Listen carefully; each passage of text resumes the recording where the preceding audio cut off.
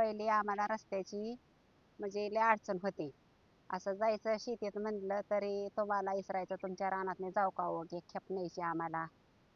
त्यांनी न्या म्हणलं तर न्यायची, नाहीतर मग वजी डोक्यावनी असे अंतरा उभं करून न्यायची गुरांना ह्यांना. पूर्वीच्या रस्त्याने लांबून यावं लागत होतं. आता हा रस्ता झाल्यामुळं आम्हाला जवळून अगदी येता येतंय. रस्ताच नव्हता, वाड्याच्या कडेने आपलं येत होतं कसं तरी.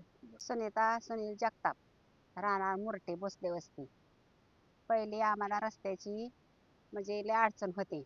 असं जायचं शेतीत म्हणलं तरी तुम्हाला इसरायचं तुमच्या रानात जाऊ का हो एक खेप न्यायची आम्हाला.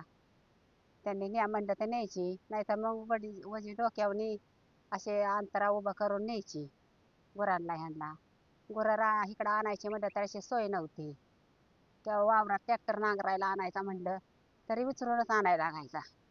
असा डायरेक्ट म्हणजे असं आता कसं रस्त्याने आपण चाललोय, डायरेक्ट हाय रस्ता न्या. आता ट्रॅक्टर येतो, गाडी बैल येतो, आधी म्हणजे विचारायची गरज नाही ना आता कोणालाच. म्हणजे आपलं स्वतःच झाल्यासारखंच झालं नाही. आता त्याचा फायदा होतोय.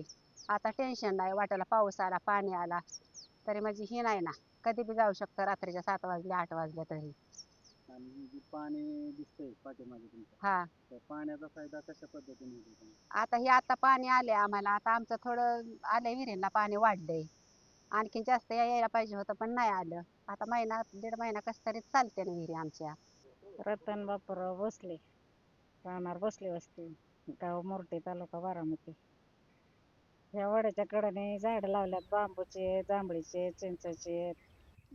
ह्या वाड्याच्या कडेने नाही, अख्ख्या गावातच मुरटीच्या वाड्यांना झाडं लावलेली आहेत. अशी भरपूर झाडं आहेत. ह्या झाडांना आम्हीच पाणी घातलंय, खुरपणी केली आणि सरकारांनी पण आम्हाला त्याची मोलमजूर दिली. मावशी, पूर्वीचा रस्ता आणि आताचा रस्ता काय फरक झालाय आणि तुम्हाला त्याचा कसा फायदा होतो, काय फायदा होतो? पूर्वीच्या रस्त्याने लांबून यावं लागत होतं. आता हा रस्ता झाल्यामुळं आम्हाला जवळून अगदी येता येतंय. पूर्वीचा रस्ता कसा होता? रस्ताच नव्हता, वाड्याच्या कडेने आपलं येत होतं कसं तरी. आणि आता कसा आहे रस्ता? आता चांगला डांबरी रस्ता झाला आणि खडीचा झालाय. त्याचा काय फायदा होतो तुम्हाला? आम्हाला ये जायला, शेतातल्या कामाला, वाहनं न्यायला सगळ्यालाच फायदा होतो.